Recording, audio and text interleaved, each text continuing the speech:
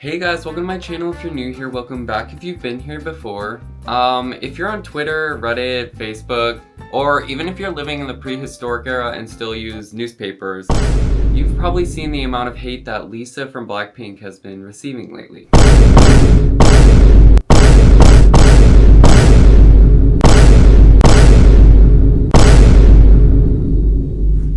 It has honestly hit this insane level where any statement aimed negatively towards Lisa is seen as this profound piece of criticism. Folks, I don't know if you know this, but not all criticism is productive, especially if it's not coming from good intentions. The phrase destructive criticism still exists and is still negative. In the words of this highly reliable and random article I found online, while constructive criticism uplifts, offers suggestions, and even provides possible solutions, destructive criticism is cutting, derogatory, and sometimes even mocks our failures. If I was offering some real constructive criticism to my queen, Lisa, I would probably say something like, I know how hard it is to dance or lip syncing a lot of your performances can make your fans feel disjointed from your art. And so if I were to take it out as suggestions, I would say to at least start singing live all the way through the recording. So if I were to offer and slowly take it out and slowly try to take it out. I feel like that's more helpful because it's worded in a place of empathy and understanding, and it gives an actual explanation as to how it might be harmful to her fans. Yeah. Honestly, there's a lot of things I'm shocked you guys even consider to be criticism of any sort. A lot of it is just heinous things, but before I get to that, I want to take a look at how this all came to be. How did Lisa go from one of the most respected members of Blackpink to somebody that gets mass amounts of hate on the day? So we're gonna take it back all the way to 2022, when we last saw all them together, basically. In 2022, Blackpink went on their second world tour, this time with a lot more songs. Maybe not a lot, but they technically had more.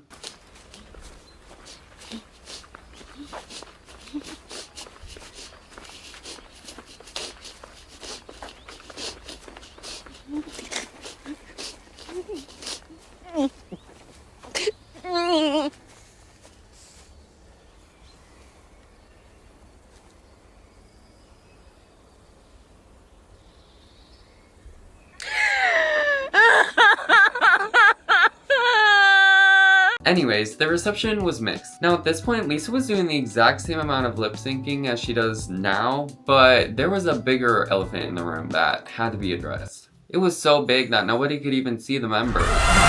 Okay, that was the stupidest joke. Anyways, compared to the rest of the members, Lisa had the best stage presence and was the best at maintaining her energy for the entire duration of the show. It was pretty clear by the end of the performances how tired the other members were, which who wouldn't be, but people used Lisa's insane stamina as a comparison point for the other members, which led to all the other members kind of getting hate.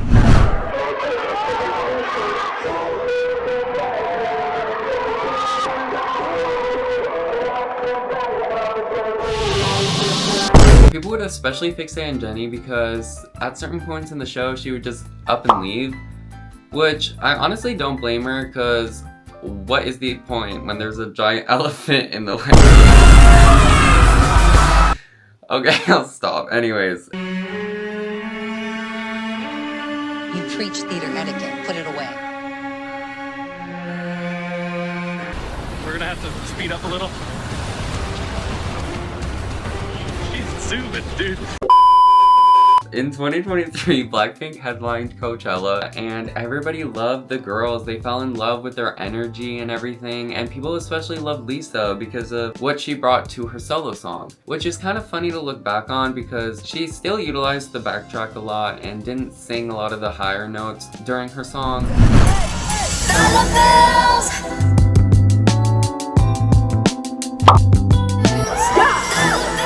But thank the lords they didn't notice. Twitter was just too distracted by her vibes, which I think everybody was. This was a good day for Blackpink and basically the last major event they had together before they went on their own paths in 2024. Basically splitting the fandom up. Now we're gonna get into where it all went downhill.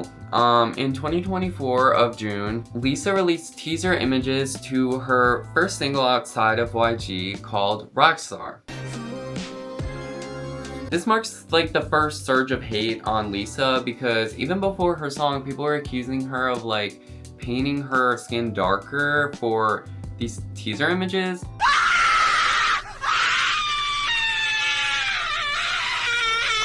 Now obviously nobody posting these tweets actually thought Lisa was doing that. They were either intentionally trying to be dense to gain engagement from Lisa stans or to just try to spread some false info. It's clear that she just stopped using like the skin lightening treatment that a lot of K-pop idols are pressured into doing. Combined with lighting and a distinct photography style, you can kind of see how it turned out to be that way. But that caused a whole moment before she even released the song. But when she did release the song, I feel like everybody kind of loved the song and there was no backlash for it, and everybody at that point stopped accusing her of those things, which is good. But then here comes November 14th, 2024, when Lisa was placed on an actor's magazine alongside people like Zendaya, Zoe Saldana, Jonathan Bailey, Nicole Kidman, Sydney Sweeney, and so many more well-established actors. Now, I don't know if you could tell, but if you look at this image, there might be somebody who looks a little bit out of place. My mom is here! People were a little bit confused because the only project that Lisa had even worked on was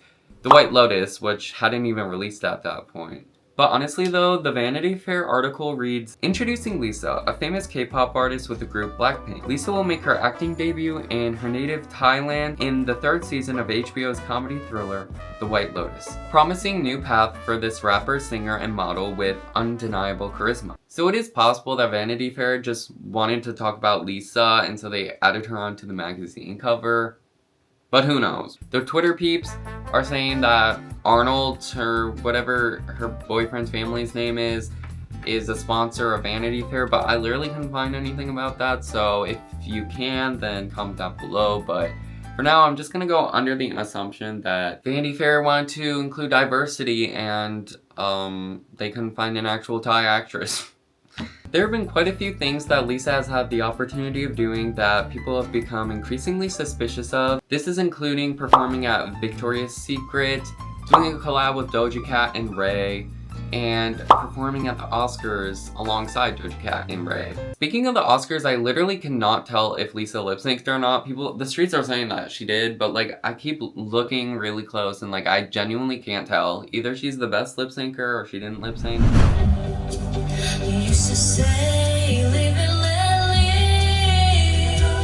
I do know she didn't use a backtrack, so if she did lip-sync, it would have been a backtrack lip-sync. And I don't think Oscars are very persuaded by sponsors because I don't know if you guys know this, but Selena Gomez is also a billionaire and I don't see her performing at any of these events, so.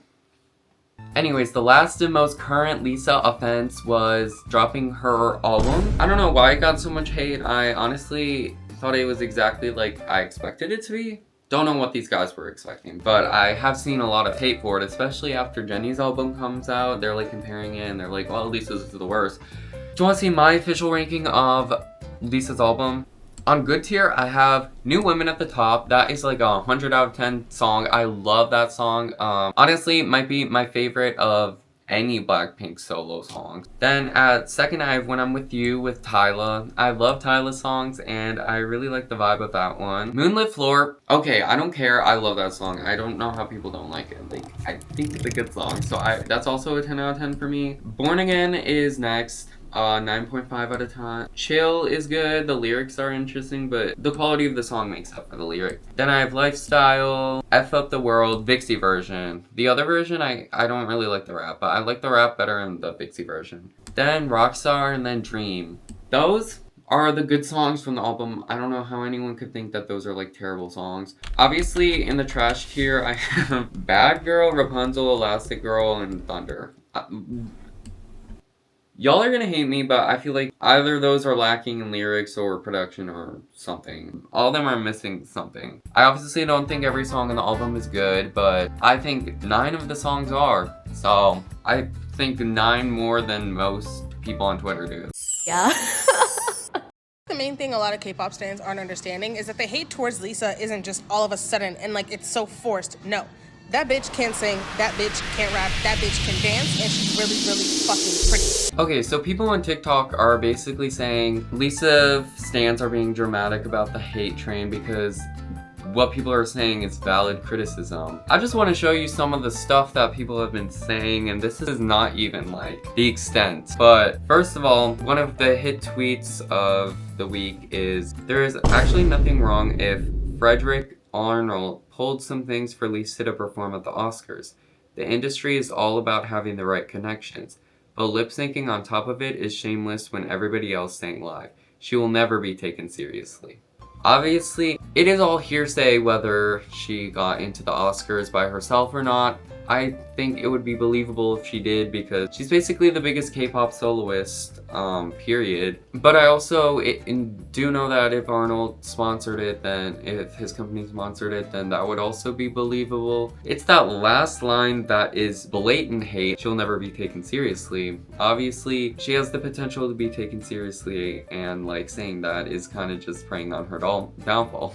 This tweet says, "The Lisa hate is so forced. I promise you, your idol getting rightfully criticized for something isn't going to kill you." I don't think that this is criticism though. I genuinely think a lot of this is just hate. Somebody said, "So I listened to the new Lisa album, but I must say with 0% hate, this crap was ass. What she was trying to do felt forced. In contention with," I don't even know what that is, "for the worst project I've ever heard this year." Offering no suggestions of any kind. This isn't criticism. I've never seen it. The only girl who, now obviously, I think she could do better about singing live. I don't think all of her songs are the best, but I think a lot of her songs are amazing and a lot of her performances are great. So don't know why it's like split up where it's one or the other. My theory is that once she performs at Coachella, everybody's gonna be on Lisa's side again, so we'll see if that becomes true, but for now, we'll just have to keep enduring this hate train.